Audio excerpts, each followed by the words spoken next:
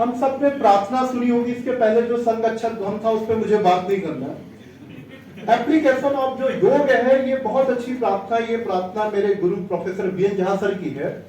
दुर्जनः सज्जनो भूयात् सज्जनः शांतिम आप्नुयात् शांतो मुच्येत बंधेभ्यो मुक्तः चान्यान विमोचयेत्। कि योग की पूरी जर्नी क्या है इस श्लोक में आ गई। पहला शब्द है दुर्जन, दूसरा शब्द है सज्जन। अब आज जब हम योग की बात करते हैं तो योग में जो सबसे ज्यादा प्रचलित शब्द है योगा के बाद, वो है अष्टांग योग। और अष्टांग योग कैसे व्यक्तित्व के रूपांतरण की एक संपूर्ण और समग्र प्रक्रिया है, उसको देखें तो कहते हैं प्रत्येक व्यक्ति दुर्जन है।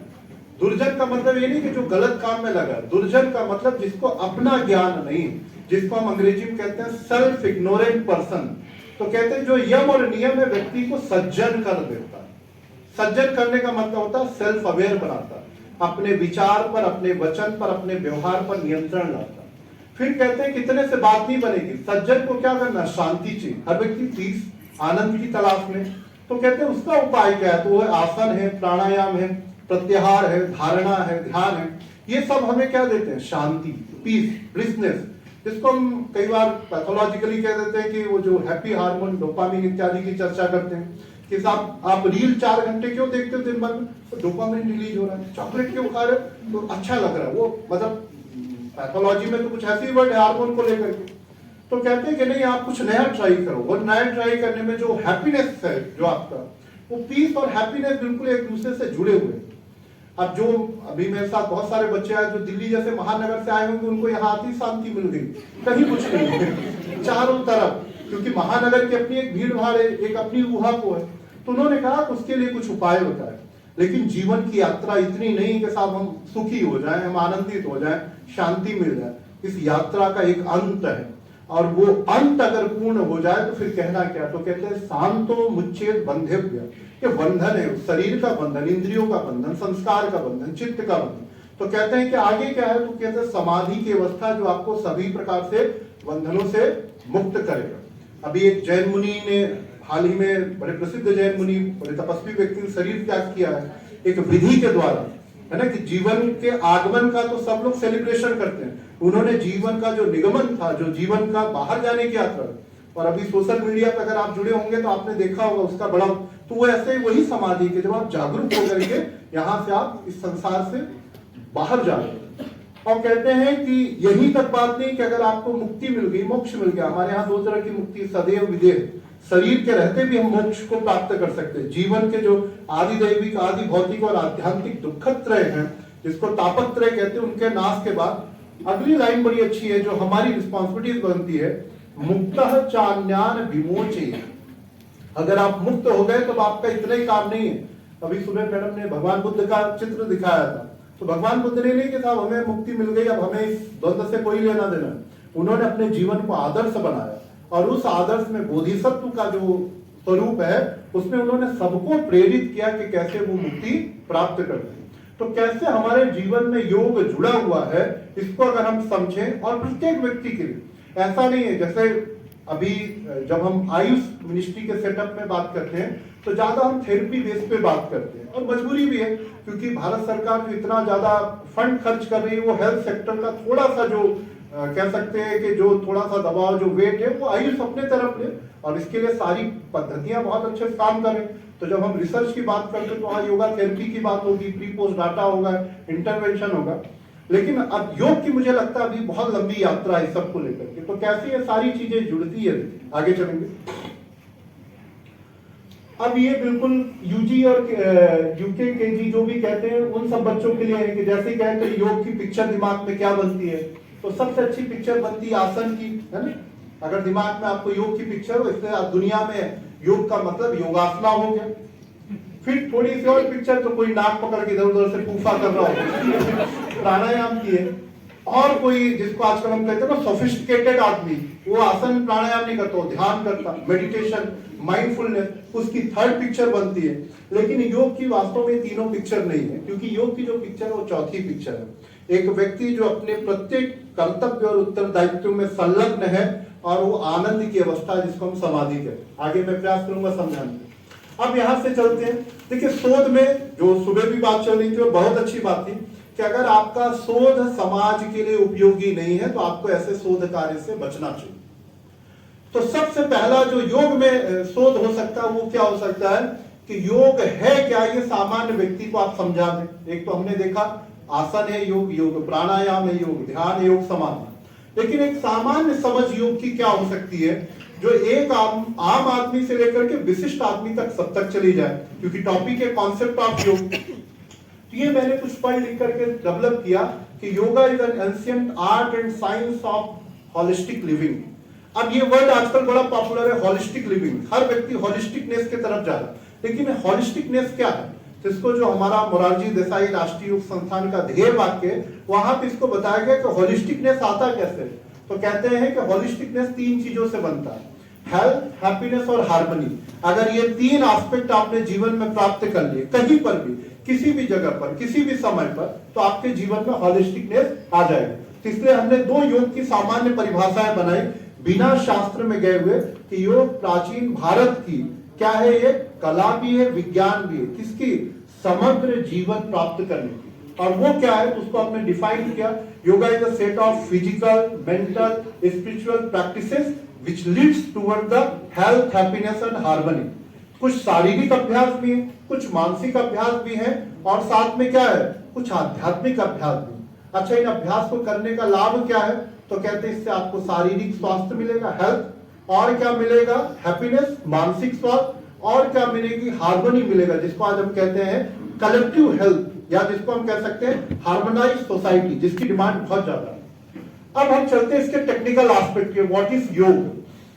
तो कहते हैं कि योग को 3 शब्द से हम समझ सकते हैं, योग शास्त्र है, योग साधना है और योग समाधान है। योग शास्त्र है, योग साधना है और योग समाधान। अंग्रेजी में कहेंगे तो ज्यादा अच्छा समझ में आ जाता। Yoga is a philosophy, yoga is a practice, yoga is a therapy. लेकिन ये जो बात है, ये अगले स्लाइड में आपको और अच्छे से मैं समझाने का प्रयास करूंगा। अब यहां पर मैंने प्रयास किया है कि ये जो 3 विधाएं हैं, या कह सकती है आपस में तीनों जुड़ी हुई हैं, तो इनके लक्ष्य क्या क्या है।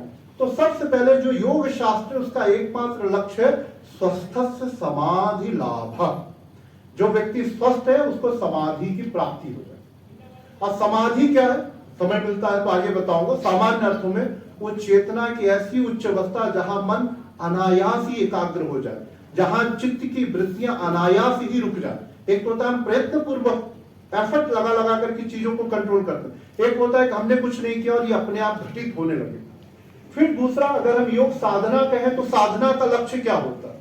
तो सामान्य तौर पर स्वस्थ स्वास्थ्य रक्षण, आयुर्वेद में ये सब चीजें बड़ी प्रचलित है, मैंने वहीं से इन शब्दों को लिया, लेकिन योग की दृष्टि से चूंकि मूलतः संस्कृत से हूं तो इन शब्दों को मैंने साधने का प्रयास किया। तो साधना का पर्पस क्या है कि जो स्वस्थ व्यक्ति वो स्वस्थ बना रहे, तभी साधना आगे बढ़ेगी। तो पहले क्या चाहिए? स्वास्थ्य चाहिए, फिर साधना, और फिर साधना से समाधि। लेकिन अगर हम ये 2 कैटेगरी में नहीं आ पा रहे किसी भी कारण, तो कई बार व्यक्ति स्वयं कारण होता है, कई बार समाज, जैसे पेंडेमिक में हम कारण नहीं थे, दूसरा कारण था, लेकिन लाइफ स्टाइल इत्यादि जो डिसऑर्डर थे इसमें दूसरे से ज्यादा हम खुद कारण। तो जो थर्ड एस्पेक्ट है योग का, जिसको हम योग समाधान कहते हैं, योगा थेरेपी, तो अस्वस्थ से स्वास्थ्य प्राप्ति। अब आपको कोई भी रोग, कोई भी विकार हो गया हो किसी भी प्रकार से, अब आप योग का अभ्यास करके अपने को क्या करना, सबसे पहले हेल्थ को रिस्टोर करना एक बड़ा चैलेंज। जब हेल्थ रिस्टोर हो गया तो उस हेल्थ को मेंटेन करना बड़ा चैलेंज, और सिर्फ इतने जीवन का लक्ष्य नहीं, उस सुपर हेल्थ की जो स्टेट है उसको प्राप्त करना। हमारे यहाँ तो श्वेताश्वतर उपनिषद में कहा गया है, न तस्य रोगो न जरा न मृत्यु प्राप्तस्य योगाग्निमयम शरीरम, कि एक बार योग का व्यक्ति अभ्यास कर ले, योग सिद्ध हो जाए, तो न तस्य जरा, एजिंग प्रोसेस खत्म, न मृत्यु हो रही उसकी, न तस्य रोगो न जरा, न मतलब डिजीज चली गई, एजिंग चली गई, मृत्यु चली गई। इसी को तो हम अमृत कह रहे हैं, अमर कह रहे हैं, इमॉर्टल है क्या। और अभी ये बात थोड़ी गोपती लेकिन फिर भी छेड़ ही देता हूं, यूजीसी जो नया सिलेबस बना रहा है उसमें एक पेपर लाया जा रहा है पोटेंशियल्स ऑफ योगा, और उसमें इन्हीं चीजों को लेकर के जोर दिया जा रहा है कि जो शास्त्र के वाक्य, जो उपनिषद के वाक्य, जो एक ऋषि, एक मंत्र दृष्टा कोई बात कह रहा है, वो बात ऐसे ही कह दी, न तस्य रोगो न जरा न मृत्यु प्राप्त से योगाग्निमयम शरीरम, या उसका कोई साइंटिफिक बेसिस भी है। तो आने वाले टाइम पर पे अष्ट सिद्धियां, नव निधियां, इन सब पे अब योग एक नए डायमेंशन रिसर्च करने जा रहा है। डिजीज ठीक करना योग के लिए कुछ नहीं है। योग का जो डायमेंशन है व्यक्ति के अंदर ये संभावना ही खत्म हो जाए। अभी कुछ साल पहले जैसे जैसे जेनेटिक मॉडिफिकेशन, मेडिकल साइंस का विद्यार्थी और अध्यापक नहीं हूं लेकिन कुछ सुनता रहता हूं तो समझ बनती है। तो जो जेनेटिक लेवल पे जाकर के हम वर्क कर रहे हैं, तो मेडिकल साइंस भी कह रही है कि कुछ दिनों में ऐसा आएगा जब आपके वो जीन में जाकर के जिसमें रोग होने की क्षमता है, संभावना, उसको खत्म कर दे। एजिंग प्रोसेस के लिए जो रिस्पॉन्सिबल है उसको खत्म कर दे। डेथ का भी जो कॉज है उसको भी खत्म कर दे। तो मेडिकल साइंस भी कुछ दिन में इस तरफ जाएगी, लेकिन योग वालों को आगे आकर के मार्गदर्शन करना पड़ेगा, क्योंकि हमारे ऋषियों ने इस बात को कहा है। और ये बात ऐसा नहीं कि उन्होंने सुनी है, मन में आया कि चलो आज कुछ तूफानी करते हैं और बोल दिया। हाँ, मतलब ये उन्होंने गहन साधना के बाद ये बात कही। बाद में कि अब योग जो किस रूप में पॉपुलर है, अगर हम हेल्थ साइंस में जाएं तो योग को हम एक प्रिवेंटिव मेडिसिन बहुत अच्छा मानते हैं। देखिए क्यूरेटिव में अभी भी एनालिसिस, मेटा एनालिसिस, रिसर्च चल रही है और चलती रहेगी, लेकिन प्रिवेंटिव मेडिसिन में आज भी योग के पैरेलल कोई भी नहीं। चलेंगे नेक्स्ट। अब योग शब्द के तीन अर्थ हैं, संयम, समाधि और संयोग। आप सब जानते हैं कि जो योग शब्द मूलतः शास्त्रीय जो क्लासिकल वर्ड है वो उसके तीन अर्थ हैं। योग का अर्थ संयम भी है, योग का अर्थ समाधि भी है, और योग का अर्थ योग, या ज्यादा अच्छा कहें तो संयोग।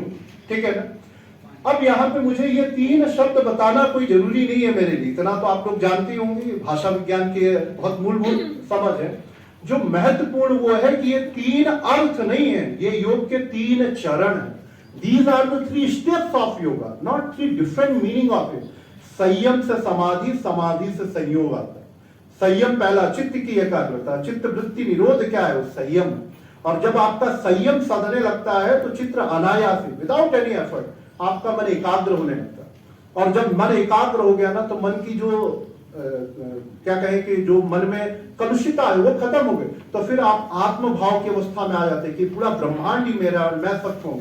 क्योंकि हमारे यहाँ समाधि के लिए जो शब्द है वो आत्म भाव, this entire universe is my integral part and I am the integral part of this universe. बस इतनी सोच आ जाए ना, तो ये पूरा ब्रह्मांड में जितनी समस्याएं हो, भौतिक हो, दैविक हो, सबका समाधान एक चुटकी में हो सकता है। तो योग का लक्ष्य व्यक्ति को संयोग कराना। वो जीवात्मा परमात्मा तो क्लासिकल वे में, मैं तो कहता हूँ सारी जीवात्माओं का भी, मनुष्य का, पशु का, प्राणी का, जितने भी, अगर इनका संयोग हो गया, इनमें हार्मनी आ गई कि आप अपने तरह से रहिए, मैं अपने तरह से रहता हूँ, मैं आपकी एग्जिस्टेंस के लिए खतरा नहीं हूँ, आप मेरे एग्जिस्टेंस के लिए खतरा नहीं हूँ। तो इस तरह से हम क्या करेंगे, योग को एक व्यापक बना सकते हैं। योग की इतनी बड़ी दृष्टि है। आगे चलेंगे। ये एक मजाक है जो मैंने $10 मिलियन खर्च करके इसको इन्वेंट किया कि कैसे कैसे योग की यात्रा हुई। अब आपको देखने में, जो मेरे विद्यार्थी ने उन्होंने कभी देखा होगा कि एक दिन बैठे बैठे मैं सोच रहा था कि कैसे समझाया जाए आम आदमी को। तो समझाने क्रम में यह आया कि देखिए प्लेन का काम क्या है, जो एरोप्लेन है उसका काम है आसमान ढूंढना। अभी अमरकंटक से आपको दिल्ली जाना हो, 1 घंटे में आप पहुंच जाएंगे। एक तो ये, और यही योग का वास्तविक लक्ष्य, समाधि का लाभ, जिसके लिए आजकल हम लोग कहते हैं ना कि अभी हमें कोई परीक्षण करना, मैडम बड़े अच्छे से करी थी कि जाकर के आपको स्टैंडर्डाइज करना पड़ेगा, उसको मेजरमेंट करना पड़ेगा कि इसका डाटा इतना, डाटा इतना। जबकि आयुर्वेद और योग ये कहता है कि ऋषि किसी वनस्पति को स्पर्श कर देता था, उसका तना, उसकी जड़, उसका फल, उसका फूल, सब उसके सामने, बस वो हमारे यहाँ वितर्क, विचार, साधन, शास्त्रिता, समाधि के प्रकार बताए गए। तो उसमें चित्त की एकाग्रता इतनी कि आपने 1 मिनट उसको देख लिया, उसके मॉलिक्यूलर लेवल का आपका जो स्ट्रक्चर है आपके सामने प्रकट हो जाएगा। पूरा आयुर्वेद जो नाड़ी परीक्षा पे चलता है, नाड़ी परीक्षा अपने आप अद्भुत हो, कुछ नहीं, चित्त की एकाग्रता है। अगर धीरे धीरे धीरे धीरे हमारा इंस्ट्रूमेंट पे ज्यादा डिपेंडेंसी हो रही है, यही कि चित्त हमारा एकाग्र नहीं, अनेकाग्र होता जा रहा है। तो हमें मशीन चाहिए साहब, क्योंकि हमारा प्रक्षेपण नहीं है, क्योंकि हमें टेलीस्कोप चाहिए, माइक्रोस्कोप चाहिए, अदरवाइज मनुष्य की इंद्रियों में इतनी शक्ति किसी भी चीज को प्राप्त हो। तो पहले जब योग आया, अगर मान लें 5000 10,000 साल जितना भी मन करे, तो योग का एकमात्र लक्ष्य था समाधि का लाभ। समाधि का लाभ मतलब एक जगह यद पिंडे तक ब्रह्मांडी सिद्धांत को प्रैक्टिकली एप्लीकेबल करना, कि आप बैठकर पूरे ब्रह्मांड में कहाँ क्या हो रहा है आप इसका अनुभव कर लें, इसका परीक्षण कर लें, कहाँ पे दोष है, कहाँ पे त्रुटि है, क्या समाधान हो सकता है। कोई इंस्ट्रूमेंट नहीं चाहिए, किसी भी प्रकार का कोई भी उपकरण नहीं चाहिए। फिर धीरे धीरे धीरे हमें समझ में आया कि नहीं साहब ये तो बहुत बड़ी बात है। तो फिर हमने क्या किया, जैसे एरोप्लेन में आप उसको रोड पे भी चला सकते हैं, भाई आपका स्टाइल है ना, आपको नहीं लग रहा हम हवा नहीं जाएंगे, आज हम रोड से जाएंगे, तो कई बार हम लोग क्या करें, एरोप्लेन को रोड पे चला रहे हैं। बस प्रिवेंटिव के रूप में हमने योग को बनाकर रख दिया। जैसे मैंने कहा ना कि one of the best medicine, preventive medicine में तो योग का कोई तोड़ ही नहीं है। फिर हमको लगा कि रोड पे भी चल के मजा नहीं आ रहा, कुछ दिन में हम भूल गए कि इस एरोप्लेन के अंदर एक इनबिल्ट इंजन है, तो फिर हमने क्या करना चालू कर दिया, हमने कहा कि अब इसके अंदर लोग बैठ जाएंगे, आगे एक बैलगाड़ी लगा करके इसको खींचेंगे। योगा थेरेपी को हमने जिस तरीके से आप योगा को थेरेपी बनाया वो कुछ ऐसे ही है कि आपके पास एक एरोप्लेन है लेकिन आप उसकी इंजन का प्रयोग नहीं कर रहे हैं, आपने क्या किया, आगे बैलगाड़ी में रख दिया, अब उसको घसीट के ले जा रहे हैं। अगर डिजीज डिसऑर्डर्स को खत्म करने के लिए हम योग का बहुत छोटा सा प्रयास है, ऐसा नहीं कि जो लोग एरोप्लेन में बैठे हो कहीं नहीं पहुंचेंगे, 100% पहुंचेंगे, लेकिन जिस गति से जितने जल्दी उनको पहुंचना चाहिए था उसकी जो मात्रा है वो क्या हो गई, बहुत ज्यादा हो गई। आगे चले, ये 3 चीजें। अब यहां पर चूंकि कॉन्सेप्ट ऑफ योग था, ये बात करनी थी, तो योग की डेफिनेशन देखें या उसकी जो परिभाषाएं अलग अलग है उसको देखने का प्रयास था। तो मैं संक्षेप में ये बातें कह देता हूं, आगे पाठक सर इसको बहुत विस्तार से कहेंगे कि जब हम योग के साहित्य की बात करते हैं, एंशिएंट योगिक टेक्स्ट की बात करते हैं, तो 1-2 स्लाइड आगे जाएंगे, और आगे नेक्स्ट। हाँ, जब हम एंशिएंट योगिक टेक्स्ट की बात करते हैं तो सबसे पहले हमें यह समझना होगा कि योग की कितनी अभिविधाएं हैं, जिसको हम कहते हैं कि कितने स्कूल्स ऑफ योग। तो देखिए, जो सबसे प्राचीन योग का है उसको हम सांख्य योग कहते हैं, जहां मुझे लगता है पाठक सर बहुत डिटेल से बताएंगे हिरण्यगर्भ के बारे में। तो पहला स्कूल है सांख्य योग, और जिसका जो योग के प्रकार आज प्रचलित है, जिसको आप राजयोग, समाधि योग, अष्टांग योग, क्रिया योग के रूप में जानते हैं। ये बात इसलिए जानना जरूरी है योग के शोधार्थियों के लिए कि हमें लगता है सारा योग एक ही है, तो उसमें एक ही तरह की हम टेक्नोलॉजी, एक ही तरह की मेथोडोलॉजी, एक ही तरह का लिटरेचर लेकर के जाएंगे, काम कर लेंगे, नहीं, इनकी बिल्कुल दृष्टि ही अलग है। महर्षि पतंजलि की जो दृष्टि है, जो महर्षि कपिल की दृष्टि, या जिसको हम कहते हैं उनकी जो संयुक्त दृष्टि है, जो कंबाइंड उनका व्यू है, वो राजयोग से भी ज्यादा पॉपुलर वर्ड आजकल अष्टांग योग, अष्टांग योग, समाधि योग और क्रिया योग के रूप में। अब आपको यह निर्धारण करना है कि जो आपका योग का इंटरवेंशन जिसको आप कहते हैं अपने थेरेपी में, वो किससे रिलेटेड है। ये 5 स्कूलों में आप कहां पर आए। दूसरे नंबर पे आता है वेदांत योग। वेदांत योग में जो पॉपुलर योग है वो ज्ञान योग, कर्म योग और भक्ति योग, पूरा वेदांत। अगर आप वेदांत में थेरेपेटिक कोई प्रयोग करना चाहते हैं, वहां प्री पोस्ट डाटा है, लेकिन वहां इंस्ट्रूमेंट की कोई जरूरत नहीं, क्योंकि वेदांत का पूरा जो योग है व्यक्ति के जीवन में है, उसके लिए अलग से अभ्यास नहीं करना। ज्ञान योग का अलग अभ्यास नहीं, भक्ति योग का अलग अभ्यास नहीं, और फिर आपका कर्म योग का तो अभ्यास अलग है ही नहीं। इन दोनों योग को उतनी पॉपुलैरिटी अभी तक मिली नहीं। जैसे सब लोग कहते हैं ना कि योग सूत्र पढ़ना बड़ा कठिन है, मैं उन सबसे सादर निवेदन करता हूं, कितने बार प्रयास किया आपने। अभी हमने मोरारजी देसाई राष्ट्रीय योग संस्थान में कार्यशाला की, और भारत के जो सबसे अद्वितीय योग के, सांख्य योग के आचार्य हैं, गुरुवर प्रोफेसर कृष्णकांत शर्मा सर, उन्होंने समाधि पाद को इतने विधिवत पढ़ाया, और आगे योजना है कि हम बाकी पाद भी पढ़ें, जब कभी हो तो आप सब आए उसमें और ज्ञान का लाभ लें।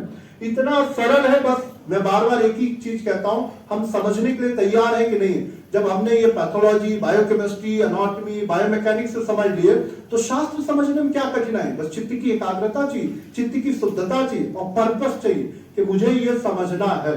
और वहां पर भी कई विद्वानों ने कहा कि योग सूत्र पढ़ना बड़ा कठिन है, फिर हमने उसके साथ व्यास भाष्य रख दिया, बोले लगभग असंभव है। जबकि गुरुदेव ने 5 दिन में पूरा समाधिपात इतने सरल सहज रूप से प्रतिपादित किया कि एक अज्ञानी व्यक्ति भी, हमारे साथ हमारी इंग्लिश की सहकर्मी है डॉक्टर सुमन राठौर जो अंग्रेजी की विद्वान है, उन्होंने इतनी तन्मयता सुना, उनको आधे ज्यादा बातें समझ में आ गई, क्योंकि उनका पर्पस था समझना।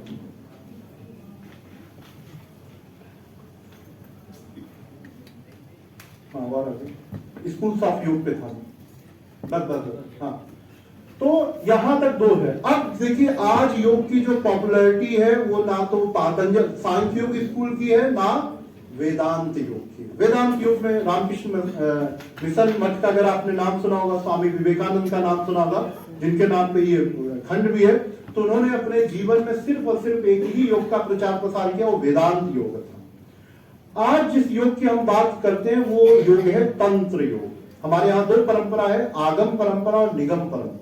निगम परंपरा वेद की है, और बाद में जो वेद के ज्ञान को सरल सहज रूप में भगवान शिव ने मां पार्वती को दिया, तो शिव और पार्वती के संवाद को हम आगम कहते हैं, और वो आगम के फिर शैव आगम, शाक्त आगम, वैष्णव आगम ऐसे विभाजन हुए। और वास्तव में तंत्र में 3 चीज है, तंत्र, मंत्र, यंत्र। तो अब इस परंपरा में जो योग आया वो आया हठ योग, जिसको हम आदिनाथ इत्यादि की परंपरा कहते हैं। अब यहीं पर ये सारे योग पॉपुलर है। हमारा जितना आज आसन प्राणायाम पे जितनी बात है, उनका मूल या तो हठ प्रदीपिका, सिद्धांत पद्धति, घेरन संहिता, वो सारे के सारे ग्रंथ कहां से आ रहे? तंत्र योग से। वो आगम परंपरा, ऊपर की 2 परंपरा और निगम की परंपरा, ये आगम परंपरा। इसी कुंडलनी योग, मंत्र योग, तंत्र योग, लय योग इत्यादि इत्यादि तक। इनके पॉपुलैरिटी या इनकी प्रसिद्धि का मूल कारण ये रहा कि इनका इफेक्ट ज्यादा है। जैसे आप मंत्र योग का अभी मैं आपको 2 मिनट अभ्यास कराऊं, आप उसका अनुभव कर पाएंगे, लेकिन यही चीज मैं आपको राजयोग पे ले जाऊं तो इतनी जल्दी उसका अनुभव नहीं हो पाए, कर्म योग का अनुभव नहीं हो पाए। तंत्र योग में जितने भी प्रकार के योग हैं, अभी हम 2 बार श्वसन करते हैं तो पूरे शरीर में एक अलग प्रकार की प्रक्रिया आ जाएगी। और बाद में आकर के 2 और योग हमें, जो अवैदिक परंपरा जिसको हम लोग कहते हैं जैन योग और बौद्ध योग, इसमें भी, और इसमें भी बहुत सारे आचार्यों ने एक लंबी सुदीर्घ परंपरा इस पे कार्य करे। तो योग के विद्यार्थियों को जब आप शोध कर रहे हो, सबसे पहले आपको ये फाइंड आउट करना है कि आप किस स्कूल से रिलेटेड योगा प्रैक्टिसेस को पकड़ रहे हो। आजकल हमारे यहाँ शब्द प्रचलित है कॉकटेल, कुछ भी मिले सबको मिक्स कर दो। और ये जो मिश्रण आ रहा है, इस मिश्रण का मूल कारण ये कि हमें अब ग्रंथों से डर लगता है। सारे रिसर्च का मूल है कि हम जिसको कहते हैं लिटरेचर रिव्यू करना, और लिटरेचर रिव्यू में मूल ग्रंथ पढ़ने का कहीं कोई नहीं। भाई साहब, जितने पहले के शोध ग्रंथ मतलब जो डिजर्टेशन, उनको पढ़ लीजिए, पबमेड, इंडेक्स, इन सब में जाकर के जो आपको आर्टिकल मिल जाते हैं, जो पेपर, इतने। जबकि योग का जो लिटरेचर रिव्यू वो मूल ग्रंथ होगा। अभी कुछ ग्रंथ मैं बताऊंगा, उसका पाठक सर एक लंबी सूची के साथ आपको सूचित करेंगे, आगे चलेंगे। हाँ, अब आ जाते हैं कि एंशिएंट योगिक टेक्स्ट का मतलब हमारे लिए क्या क्या है। तो देखिए, सबसे पहले जो मूल है वेद। अब वेद भी एक शब्द नहीं है, वेद में भी 4 भाग हैं। संहिता ग्रंथ है, उसमें ब्राह्मण ग्रंथ है, आरण्यक है और उपनिषद। तो वेद में 2 ही पॉपुलर हैं, या तो संहिता ग्रंथ ऋग, साम, यजुर, अथर्व इत्यादि, या फिर उपनिषद ग्रंथ। तो सबसे पहले एंशिएंट योगिक टेक्स्ट में हमारा जो मूल है वो है संहिता ग्रंथ। तो आप जब भी कोई चीज ढूंढे, जैसे अभी बात चली रही थी कि हमें मिल नहीं रहा, बेस नहीं मिल रहा, आधार नहीं मिल रहा, चिकित्सा की दृष्टि से हो सकता है आपको ना मिले, लेकिन शब्दों का हेर फेर होगा। कोई एक पुराना शब्द होगा जो नए शब्द से रिप्लेस नहीं हो पा रहा होगा। तो कई बार शब्दों की समझ के कारण हमारे लिए शास्त्र अनर्थक लगते हैं। इस शब्द का जो अर्थ आधुनिक समय में, प्राचीन समय में ऐसा अर्थ नहीं था, लेकिन वो चीजें वहां पर मिल जाए। अभी हम जिस पे सबसे ज्यादा फोकस कर रहे हैं योग के विद्यार्थियों को जो कहते हैं वो है उपनिषद ग्रंथ, जिसको आप, वैसे तो 108 उपनिषद की हमारे पास प्रामाणिक सूची उपलब्ध है, लेकिन उसमें भी हम प्रिंसिपल उपनिषद और योगोपनिषद कहते हैं कि अगर आप योग के शोधार्थी हैं, योग रिसर्चर अपने आप को कहते हैं, तो कम से कम एक बार इनको पढ़ लीजिए, जैसे नोवेल पढ़ते हैं। मैं कभी नहीं कहता अगर आपके पास गुरु नहीं है, आपके पास टाइम नहीं है, नोवेल की तरफ, लेकिन मूल संस्कृत के नीचे जो हिंदी अंग्रेजी लिखा वो पढ़िए। कई बार हम क्या करते हैं कि संस्कृत ही नहीं, उसमें कहीं आपको डाउट हो, कम से कम मैच तो कर लें कि अच्छा कुछ ऐसा शब्द है कि नहीं। तो पहले जो मूल ग्रंथ है, जहां पे बहुत सारी संभावना, जो प्रखर त्यागी विद्यार्थी यहाँ पे शोध विद्यार्थी, इन्होंने क्या किया, मेरे ख्याल से त्रिशिक ब्राह्मण उपनिषद, प्रखर त्यागी ने त्रिशिक ब्राह्मण उपनिषद मैं ही पढ़ाता था, पता नहीं मैंने वो पढ़ाया था कि नहीं पढ़ाया था, क्योंकि पाठ्यक्रम की बहुतता रहती है। तो उसमें से इन्होंने एक प्राणायाम को पकड़ा और उस प्राणायाम को वहां पर लाभ बताया गया था, उसको लेकर के इन्होंने एक्सपेरिमेंटल किया, एम्पिरिकल रिसर्च किया। तो जब शास्त्र पढ़ते हैं तो वहां से आपको कोई ना कोई टेक्निक मिल जाती है, और उसको लेकर के अब इनका क्या हो, इन्हों मूल ग्रंथ से वो प्रक्रिया, वो जो पूरी की पूरी प्रक्रिया है, वो जो अभ्यास, उसको उठाया और आधुनिक समय में उसका जो इम्पैक्ट है उसका एनालिसिस किया। तो ऐसी दृष्टि भी होनी चाहिए आपकी कि मूल ग्रंथों को, लेकिन कब आएगा, जब आपकी पढ़ने की रुचि हो। तो योग में लिटरेचर रिव्यू, चाहे आप एक्सपेरिमेंटल कर रहे हो, फिलोसफिकल लिटरेरी रिसर्च कर रहे हो, कैसा भी रिसर्च कर रहे हो, कम से कम इन सबको एक बार पढ़ने का प्रयास। कितना समय लगेगा, पूरे 11 प्रिंसिपल उपनिषद पढ़ने के लिए अगर आप पढ़े, संस्कृत छोड़ भी दे, देख देख कर केवल अंग्रेजी या हिंदी अनुवाद पढ़े, 1 सप्ताह में पूरा पढ़ लेंगे, लेकिन आपको नए नए विचार मिलेंगे। और नहीं भी उस समय विचार आए तो दिमाग में डाटा पड़ा रहेगा, कभी न कभी वो काम है। ऐसे हमारे यहाँ योगोपनिषद। आगे आते हैं तो फिर इतिहास ग्रंथ है, रामायण और महाभारत का जो टेक्निकल पारिभाषिक नाम है उसको हम इतिहास ग्रंथ कहते हैं। तो रामायण और महाभारत, हम दुनिया भर के नोवेल, दुनिया भर की मूवी देख रहे हैं आजकल, तो हमारे यहाँ वेब सीरीज का प्रचलन हो गया। दुनिया की पहली वेब सीरीज जो कोई आई होगी वो रामायण थी, दूसरे नंबर महाभारत, वो गेम्स ऑफ थ्रोन क्या एक वो उसके कितने एपिसोड होंगे, आप महाभारत पढ़ते रहिए आपकी आधी जिंदगी निकल जाएगी। इतनी कॉम्प्लेक्स स्टोरी का आपको नोटपैड लेके बैठना पड़ेगा, अच्छा इसने इसको ये कहा, ये इसका था। तो हमारे यहाँ इतनी रुचिकर चीजें थी। और अभी आधुनिक समय मुझे लगता है देवदत्त पटनायक ने इनके महत्व को समझा तो वो रॉयल्टी करोड़ों रुपए कमा रहे इन किताबों, कुछ नहीं किया उन्होंने, बस उसका हिंदी में लिख दिया और पॉपुलैरिटी के कारण देवदत्त पटनायक बड़े नोन फेस हैं। और देखिए अब उनकी महाभारत रामायण सब लोग पढ़ रहे हैं। अब कहिए मूल जाकर के गीता प्रेस गोरखपुर की जो भारत की ज्ञान परंपरा के संरक्षण में पूरा जीवन जिन्होंने दिए, मूल पढ़ने नहीं, ये पीला पेज हमें अच्छा नहीं लगता, लाल अच्छा नहीं लगता, लेकिन जब वही जाकर के देवदत्त पटनायक की 1000 रुपए किताब पढ़ते लगता है क्या बात है, और उसमें मूल का वो पूरा का पूरा क्या कर देते हैं, उलट पलट कर देते हैं, जैसा भी मतलब प्रामाणिकता उसमें कुछ भी नहीं। तो दूसरे नंबर पे ये शोधार्थी के लिए 5 साल, अगर आपको 3 साल 5 साल जो भी यूजीसी और विश्वविद्यालय की व्यवस्था अगर मिलता है तो पहला साल आपका इन ग्रंथों को पढ़ने, मैं कहता हूँ 6 महीने आप बैठ के हिंदी पढ़ जाइए, अंग्रेजी पढ़ जाइए, आपको ये पता चलेगा कि हमारी दृष्टि कितनी व्यापक है। और उसके बाद फिर इस क्रम में आते हैं तो रामायण में भी एक विशिष्ट रामायण है जिसको हम योग वासिष्ठ कहते हैं, महारामायण। महाभारत में देखिए योग का योग शास्त्री भगवत गीता ही है, उसके अलावा भी बहुत विस्तृत है वो। बाद में 18 पुराण। अब देखिए उपनिषद इतिहास पढ़ने के लिए हम सबको बाध्य करते हैं, पुराण अगर आपकी इच्छा है तो आप पढ़े ना पढ़े, लेकिन क्योंकि जब आप इतिहास पढ़ लेते तो लगभग उपनिषद और इतिहास में वो सारी बातें आ गई जो आपको एक योग के विद्यार्थी के रूप में जानना चाहिए। बाद में फिर हम आ जाते हैं आगम साहित्य में, जिसमें हठयोग के टेक्स्ट है, कम से कम 4-5 मूल जो आपके कभी सिलेबस में रहे हो। सिलेबस में हम टॉपिक वाइज पढ़ते हैं, इस बार आप प्रयास करें कि आप उसको टेक्स्ट वाइज पढ़ें, क्योंकि कोई भी आचार्य कोई भी ऋषि एक भी शब्द अनर्थक नहीं लिखता है। अगर हमें लगता है कि ये 4 श्लोक इंपॉर्टेंट, ये नहीं है, बस हमारी दृष्टि का भेद है। जिस दिन हमने वैसी दृष्टि विकसित कर ली तो सारा का सारा है, तो उसको आगे मैं एक लाइन में इसको कंक्लूड करूंगा। सूत्र साहित्य, महर्षि पतंजलि का योग सूत्र और वेदांत सूत्र, अगर आपको नए आइडियाज चाहिए ना तो ये आपको पढ़ना पड़ेगा, और ये मन लगा करके पढ़ना पड़ेगा, संस्कृत के साथ पढ़ना पड़ेगा, उसका अनुवाद पढ़े लेकिन इसके मूल को पढ़ना होगा। मैं कहता हूं इतने इसमें आइडियाज हैं योग सूत्र में और वेदांत सूत्र में, दोनों पैरेलल है कि आप कई किसी से इस पे लिख सकते हैं। जो कहते हैं ना कि हमें टॉपिक ही नहीं आ रहा, टॉपिक इसलिए नहीं आ रहा क्योंकि इनका जाकर के हम अन्वेषण नहीं करें, जब आप करेंगे तो डर। और फिर बाद में स्मृति साहित्य, इस तरह से हम एंशिएंट योगिक टेक्स्ट की एक लंबी सूची आपको दे सकते हैं। आगे चलेंगे और आगे चलते चले। अब देखिए यहां पर क्या है, जब मैं कहता हूं कि हमें रिसर्च करना चाहिए तो योग में आज सबसे पहली जो रिसर्च की आवश्यकता है वो है मूल ग्रंथ को पढ़ने की आवश्यकता।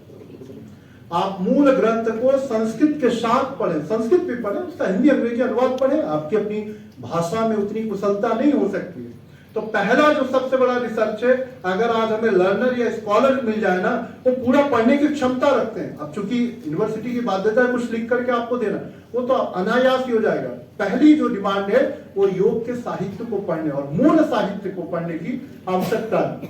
दूसरे नंबर पे है, हमारे यहाँ केवल ऐसा नहीं कि आपने योग सूत्र पढ़ लिया आपको समझ में आ जाएगा, उस पर कम से कम 10-12 कमेंट्रीज हैं, 10-12 नहीं तो मूल 2-3 कमेंट्री आप पढ़िए, जितना आपको आइडिया चाहिए, थेरेपी का चाहिए, साइकोलॉजी का चाहिए, किसी भी तरीके का, वो सारे के सारे आइडिया वहां पर अवेलेबल। अब सबसे इंपॉर्टेंट आज का काम हमें करना है, काम ये करना है कि उन ग्रंथों का सही अनुवाद हुआ है या नहीं हुआ, ऑथेंटिक ट्रांसलेशन पहला। और ऑथेंटिक ट्रांसलेशन होने के बाद जो ट्रांसलेशन में या भाषांतरण में सबसे बड़ी समस्या है कि जैसा शब्द वैसे ही हमने उठा करके रख दिया।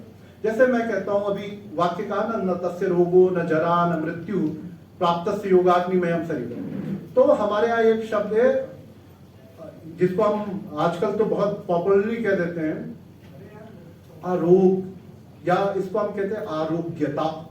अब आरोग्यता शब्द आप कहें तो कुछ मजा नहीं आ रहा। कोविड के टाइम पे एक वर्ड पॉपुलर होगा इम्यूनिटी, इम्यूनिटी। अरे क्या बहुत बड़ी बात है कि आप इम्यूनिटी वीक हो रही है, कमजोर है। हमारे यहाँ तो आरोग्यता, ये शब्द कितने शब्द, तो जो मैंने बात लिखी उसकी मॉडर्न टर्मिनोलॉजी में आपको कन्वर्ट करना आना चाहिए। उसके पैरेलल कौन सा कॉन्सेप्ट चल रहा है, हम अनुवाद करते हैं तो क्या करते हैं, जो शब्द है उसको उठा के रख दिया, तो फिर अनुवाद करने की जरूरत क्या हो। तो संस्कृत और हिंदी में कोई बहुत अंतर नहीं, अंग्रेजी में एक नए तरह की समस्या रहती।